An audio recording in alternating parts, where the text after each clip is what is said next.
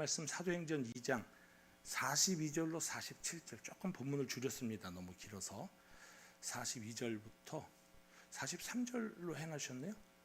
네, 42절부터 함께 보겠습니다. 제가 한 절, 여러분 한 절 교독하겠습니다. 그들이 사도의 가르침을 받아 서로 교제하고 떡을 떼며 오로지 기도하기를 힘쓰니라.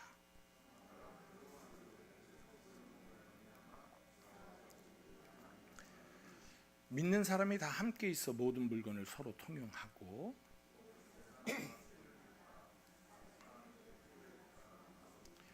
날마다 마음을 같이하여 성전에 모이기를 힘쓰고 집에서 떡을 떼며 기쁨과 순전한 마음으로 음식을 먹고 같이 하나님을 찬미하며 또 온 백성에게 칭송을 받으니 주께서 구원받는 사람을 날마다 더하게 하시니라. 아멘. 이 시간에는 제가 한 주간에 한 편씩 만드는 영상 드라마가 있습니다. 3분짜리인데요. 함께 시청한 후에 말씀을 나누도록 하겠습니다. 뒤편에 전기 좀 꺼주세요. 인간은 태어나면서부터 상처 입고 살아가지만 성도는 신앙생활을 통해서 보다 거룩한 상처를 경험하게 됩니다. 상처를 보면 사고 당시의 아픈 기억이 떠오르는 법인데 그리스도의 상처는 우리를 향한 하나님의 아픈 마음을 볼 수 있게 합니다. 이 아픔은 기독교 신앙의 기원이 되었고 십자가 위에서 극에 달했으니 이는 하나님의 사랑을 확증하신 그리스도 대속의 십자가입니다.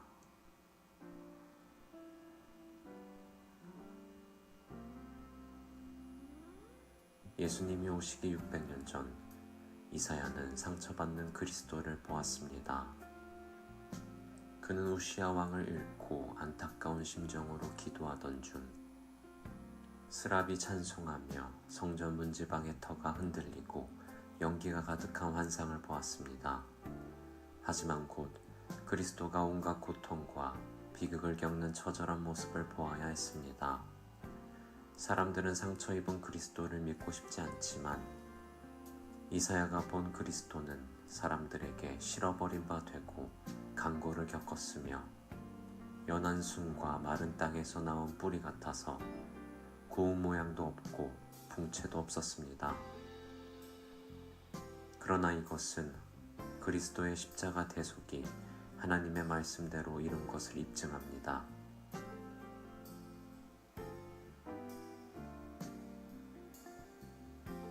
그리스도의 상처는 우리를 향한 대속의 사랑입니다. 권력자는 하나님의 나라가 가까이 왔다는 말씀을 싫어했고 유대인들은 예수가 하나님의 아들이라는 말씀을, 가룟 유다는 세상 왕국을 속히 이루지 않는 예수를 은 30냥에 팔아버렸으니 이와 같은 무지로 그리스도를 십자가에 못 박고 말았습니다. 그러나 이사야가 본 환상대로 상처의 원인이 우리의 허물과 죄악에 있었으니 그리스도의 상처가 우리의 죄와 비례하는 것을 보여줍니다. 또한 우리는 그 대속의 결과로 평화를 누리게 되었습니다. 예수님은 대속의 사랑을 입으로만 아니라 고난의 상처로 말씀하신 것입니다. 그 상처는 우리와 무관하지 않은 하나님의 사랑입니다.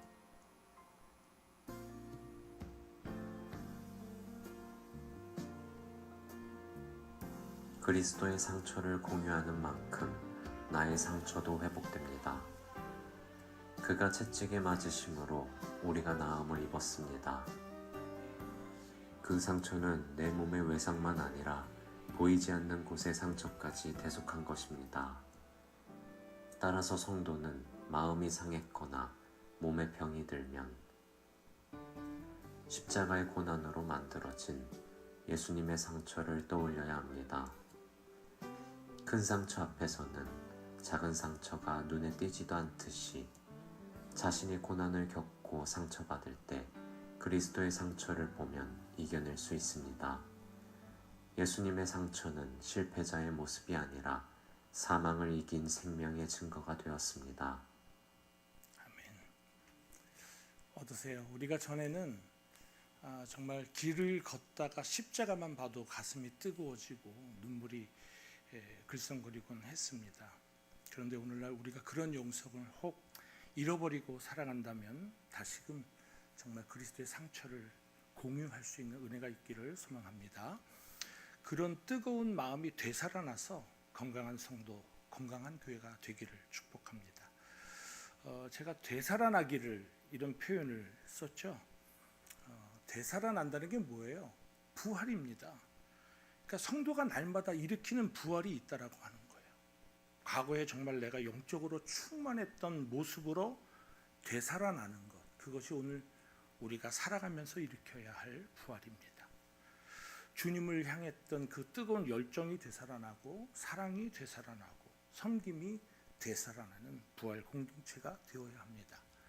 사명이 되살아나고 평안이 되살아나고 교회를 사랑하는 마음이 되살아나는 부활 공동체, 바로 그 교회가 되시기를 예수 이름으로 축원합니다.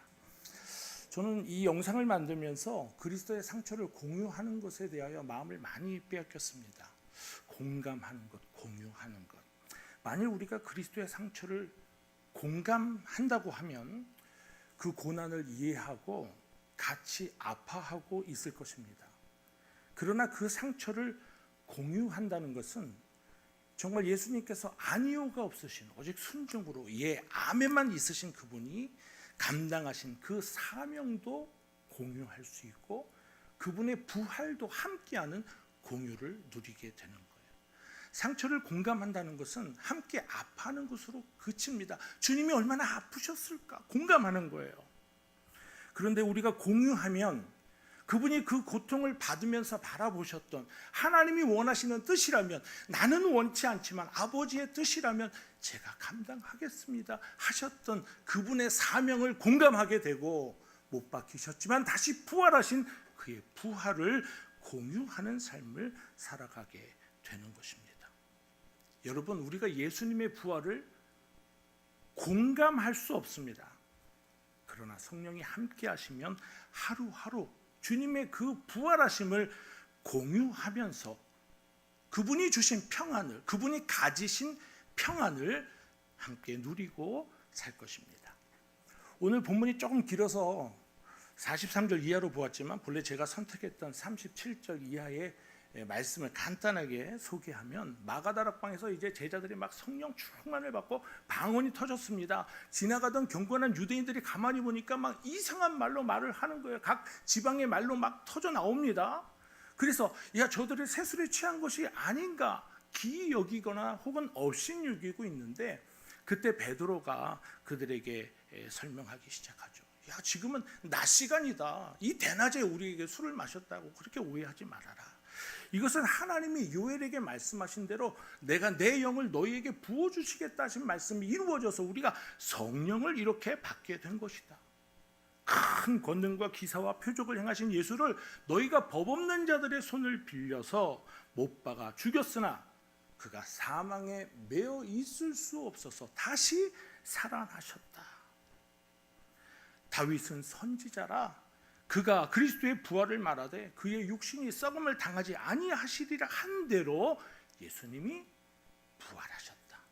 그런즉 너희가 십자가에 못 박은 예수를 하나님이 너희의 주와 그리스도가 되게 하셨다 하고 전함으로 그들의 마음이 찔려서 지금 우리가 어찌할꼬 하며 탄식하는 모습을 기록하고 있습니다. 이때 베드로는 세례를 받고 죄사함을 받으라, 그러면 너희도 성령의 선물을 받을 것이다 라고 전합니다. 이 말씀을 듣고 마음이 찔려서 우리가 아는 것처럼 세례받고 회개하고 변화된 3,000명의 무리가 있는데 그들을 통하여서 초대교회가 모여지고 부활 공동체가 시작되었다고 해도 과언이 아닙니다. 첫째로 우리가 건강한 성도, 건강한 교회가 되려면 초대교인들처럼 성령으로 충만해야 합니다. 37절 초반절에 보니까 저희가 이 말을 듣고 마음에 찔렸다고 전했죠. 우리가 하나님의 말씀을 듣고도 마음에 찔림이 없는 그런 모습이라면 회개할 수도 없고 성령을 받을 수도 없습니다. 아시는 것처럼 스데반 집사의 설교를 듣고 마음이 찔렸던 다른 무리들이 있습니다. 스데반 집사도 같은 복음을 전했어요. 구약 시대에 너희 선조들이 그 불순종을 계속해서 번복하더니 급기야 너희가 하나님의 아들 그리스도를 십자가에 못 박았다. 그들이 마음에 찔리니까 그들이 회개한 것이 아니라 돌을 던지는 자들이 되었습니다. 그러나 성령 받아서 성령으로 충만했던 베드로의 설교는 사실은 무지하죠. 어부였습니다. 그런 무지함에도 불구하고 설교를 듣고 3,000명이나 되는 무리가 회개하고 세례받는 역사가 일어났던 거예요. 하나님의 말씀은 혼과 영과 및 관절과 골수를 쪼개기까지 힘이 있어서 그 말씀을 들으면 내가 이러면 안 되는데 하는 깨달음을 주시는 거예요. 그런데 우리가 하나님을 떠나 살면서도 마음에 찔림이 없거나 세상과 짝하고 있으면서도 그렇지 못하다면 그것은 화인 맞은 양심을 가졌거나 살았으나 죽은 자와 같은 영적인 중한병에 들어있는 것입니다. 이런 회개의 과정이 없는 공동체가 교회라는 이름을 가지고 있다면 이 또한 병든 교회라고 볼 수 있겠죠. 베드로는 오늘 본문 앞부분인 38절에 성령을 받으려면 세례를 받고 죄사함을 받으라 했습니다. 세례는 먼저 예수를 나의 구주로 영접하겠다라고 하는 고백입니다. 그리고 죄사함을 받아야만이 성령을 받게 되는 거예요. 예수님의 피 공로를 의지해서 죄의 고백과 회개가 있어야 내 마음을 비워 놓아야, 누가 그런 얘기를 하더라고요. 투명한 잔이었으면 좋은데 여기에 있는 공기를 다 없애는 방법은 진공관으로 아무리 펌프로 물을 뽑아내도 0.00000 정도의 물은 공기는 남아 있단 말이에요. 그런데 여기다 물을 가득히 채우면 공기가 있을 자리가 없죠. 우리가 성령으로 충만해지면 내 안에 있었던 죄성과 세상 것에 마음 뺏기던 그런 모습들이 얼마든지 성령으로 배출해내 버릴 수가 있는 거예요. 여러분, 우리나라 기독교의 대부흥이 일어났던 거 너무나 잘 알고 있죠. 1907년도에 일어났던 평양 장대현 교회의 그 죄의 고백으로부터 그 충만한 성령의 역사가 교회를 부흥케 했습니다. 따라서 우리가 성령 충만한 건강한 성도가 된다는 것은 말씀을 들을 때 마음에 찔림이 있어야 합니다. 십자가를 바라보는 아픈 마음으로 뜨거운 회개의 역사가 일어나는 우리 교회들이 되시기를 예수 이름으로 축복합니다. 성령 충만이라고 하는 걸 어떻게 설명하면 좋을까요? 제가 우리 아이들이 어렸을 때 보면 아들 물 좀 떠와 그러면요 잔에다가 물을 가득 채워요. 뭐 아빠가 덩치가 커서 많이 마시라고 그러는지 몰라도 근데 다 들고 오면 반쯤 흘렸어. 왜? 가득 채우면 조금만 흔들려도 넘치는 거예요. 우리가 성령에 충만하면요 누가 툭 건드려도 예수 천당 불신 지옥이 나오는 거예요. 그리스도의 성품이 드러나는 거예요. 누가 시비를 거는데 내 안에는 예수님의 성품으로 가득해가지고 그분의 성품이 드러나고 인격이 뿜어져 나올 수 있는 그런 충만함을 가진 우리 가족들이 다 되시기를 예수 이름으로 축복합니다. 두 번째로 초대 교인처럼 우리가 건강한 성도, 건강한 교회가 되려면 배움과 교제와 기도를 즐겨 해야 돼요. 본문 42절에 보니까 저희가 사도들의 가르침을 받아라는 기록이 있습니다. 가르침을 받았다 그랬어요. 여러분 공부를 잘하려면 어떻게 해야 돼요? 학교 가서 열심히 공부해야 됩니다. 피아노 잘 치려면요 피아노 학원에 가서 열심히 배워야 돼요. 태권도 잘하려면 태권도 잘 배우고 훈련해야 돼요. 마찬가지로 우리가 신앙생활을 잘하려고 하면 교회에 와서 열심히 하나님 말씀 배우고 말씀으로 훈련을 받아야 됩니다. 예수님이시라면 어떻게 하셨을까 하는 질문에 답을 쫓아서 참된 제자로 살아가야 하는 거예요.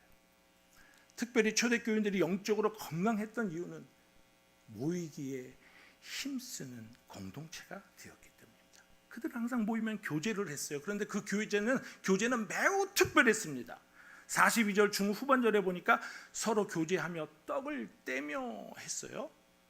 그들이 정기적으로 모여서 떡을 뗐습니다. 어떻게 보면 우리가 밥을 먹는 것 같죠. 그들은 떡과 잔을 두었는데 우리는 뭐 밥과 국이 있다고 보면 좋을 것 같아요. 단순히 식사를 하고 야 배부르다 만찬을 즐겼던 것이 아니라 그들은 식사를 하면서도 예수님이 명하셨던 대로 그리스도의 희생을 기념하고 그분의 죽음과 부활을 기억하는 성만찬이었다고 이해해도 무리가 없습니다.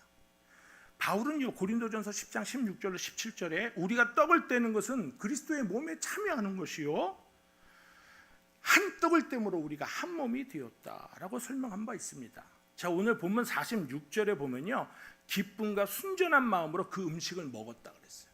여러분, 음식을 먹는데 우리가 거룩하게 순전하게, 어떤 상상이 갑니까? 그들은 음식을 먹을 때마다 예수의 살과 피를 먹는 듯 순전한 은혜가 있었던 거예요. 그들의 교제 속에는 항상 그리스도가 계셨던 것입니다.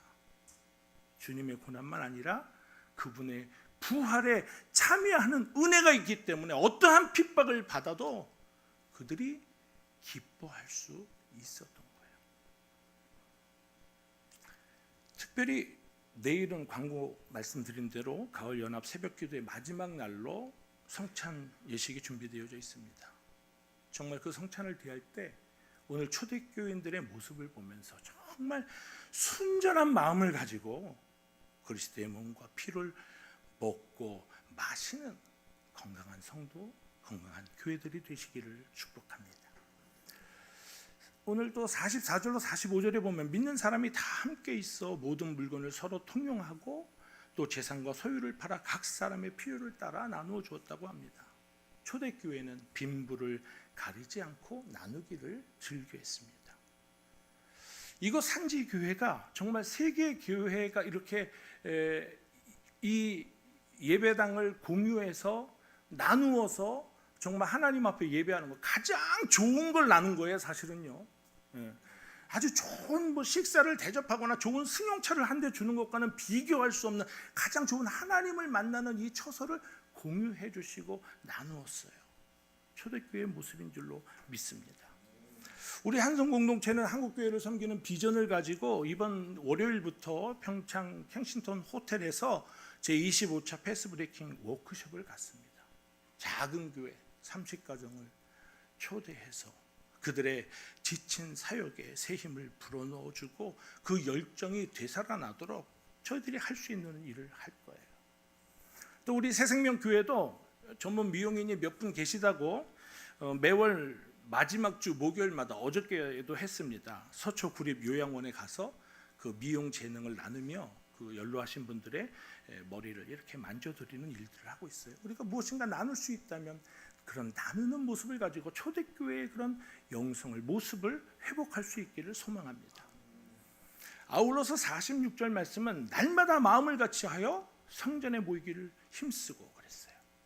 여러분, 성도는 놀아도 어디서 놀아요? 교회에서 놀아야 합니다. 오늘날 우리가 정말 분주하고 많이 지쳐있다 할지라도 교회에 모이는 일로 힘써야 될 것은 잘 배우셨죠?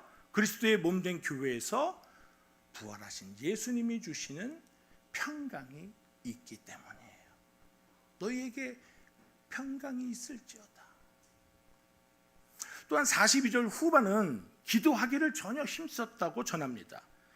여러분, 초대교인들의 영성은 대단했어요. 왜냐하면 오순절 마가의 다락방에서 막 불같이 임하면서 성령을 받은 그 사도들의 체험이 고스란히 나누어졌기 때문에 그 모습을 보면서 부르짖을 때 그들은 정말 불같은 기도 영성이 있었습니다. 43절을 보면요, 사람마다 두려워하는데 사도들로 말미암아 기사와 표적들이 많이 나타났다고 전합니다. 세상이 교회를 두려워했다라고 하는 거예요. 여러분, 기도는 역사하는 힘이 커서 놀라운 기적과 이사를 일으키며 세상을 두렵게 할 수 있는 그런 성령의 권능이 있습니다. 한국 교회도 분명 기도하기를 즐겨했어요. 대부흥성회로 종합운동장을 막 대여해가지고 얼마나 많은 사람들이 하나님 앞에 부르짖고 기도하기를 즐겨하고 밤새 철야기도하고 막 새벽을 깨우고 분명히 성령 충만한 역사를 일으켰습니다. 그런데 오늘날 지속 가능하지 못하고 영향력이 부족해진 것은 우리가 하나님의 말씀을 배운 대로 행하지 못하고 바르게 교제하지 못하고 어떤 게 올바른 교제예요? 그 교제 가운데 중심에 항상 그리스도가 계셔. 우리가 식사를 하는 중에도 예수님이 그곳에 있단 말이에요. 그러나 그것은 밥을 먹으면서 슬퍼하는 게 아니에요. 그리스도의 고난을 공감하는 게 아니라 공유하며 우리는 식사를 하면서도 부활의 기쁨을 누리게 되는 것이죠. 올바로 기도하지 못했어요. 정욕으로 잘못 구했습니다. 기복신앙을 가지고 하나님의 나라보다는 먼저 내 손에 잡히는 것을 구하였기 때문에 우리들의 모습이 연약해졌죠. 다시금 우리 한국교회가 힘써 하나님을 배우고 서로 교제하며 하나님의 나라를 구하는 온전한 기도 생활로 초대교회의 영성이 부활하는 건강한 성도, 건강한 교회가 되시기를 소망합니다. 건강한 교회는 비난받는 교회가 아니라 세상을 두렵게 하는 좋은 영향력을 끼치는 교회입니다. 세 번째로 건강한 교회는 찬양이 넘쳐납니다. 47절에 하나님을 찬미했다고 전하죠. 여러분, 이들의 찬양은 또 대단한 능력이 있었어요. 바울과 실라가 빌립보 옥중에서 정말 억울하게 옥에 갇혔는데 원망하지 아니하고 하나님 앞에 부르짖어 기도하고 막 찬양을 드렸더니 어떤 일이 벌어집니까? 옥문이 열리고 착고가 풀리는 하나님의 기적을 체험했단 말이에요. 그들은 찬양 가운데 임재하는 하나님의 역사를 보았어요. 체험했어요. 찬양은요, 하나님이 가장 기뻐하는 것입니다. 얼마나 기뻐합니까? 황소를 드리는 것보다 기뻐해요. 그 오늘날로 말하면 적당히 드리는 예배보다 한 곡의 찬양을 하나님이 더 기뻐하신다라고 하는 거예요. 어제 우리 안 목사님이 찬양 예배 인도하시면서도 언급했던 구절입니다. 시편 22편 3절 말씀에 보니까 이스라엘의 찬송 중에 거하시는 주여, 주는 거룩하시나이다. 찬송 중에 주님이 거하신다. 여러분, 내가 좋아하는 소리가 들리거나 좋아하는 어떤 모임이 있거나 그러면 어떻습니까? 그곳으로 내가 끌려간단 말이에요. 나를 견인하는 힘이 있어요. 하나님을 불러오는, 하나님을 견인하는, 하나님의 임재를 불러오는 것은 찬양입니다.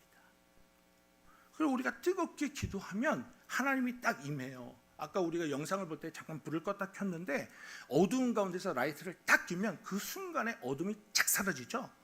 하나님은 빛이시라 우리가 찬양을 들을 때 하나님이 딱 임재하면 내 안에 있던 어둠이 순간에 사라져버리는 거예요.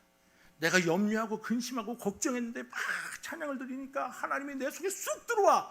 그 순간에 그 모든 어둠이 흩어지고 참 기쁨과 소망이 되살아나는 그런 은혜가 초대교회에 있었던 거예요. 우리도 그 뜨거운 찬양의 영성이 다시금 되살아나는, 우리의 그 뜨거운 찬양이 다시 부활하는 그런 놀라운 은혜가 있으시기를 예수 이름으로 축복합니다. 오늘의 47절 말씀과 같이 소작교회, 산직교회, 새생명교회, 한성 공동체가 온 백성에게 칭찬을 받게 되고 주께서 구원받는 사람들을 날마다 더하게 하는 초대교회의 모습으로 부활하는 공동체, 바로 그 교회가 되시기를 예수 이름으로 축원합니다. 비난받는 교회가 아니라 세상에 영향력을 끼치는 부활 공동체, 바로 그 교회가 되시기를 축복합니다.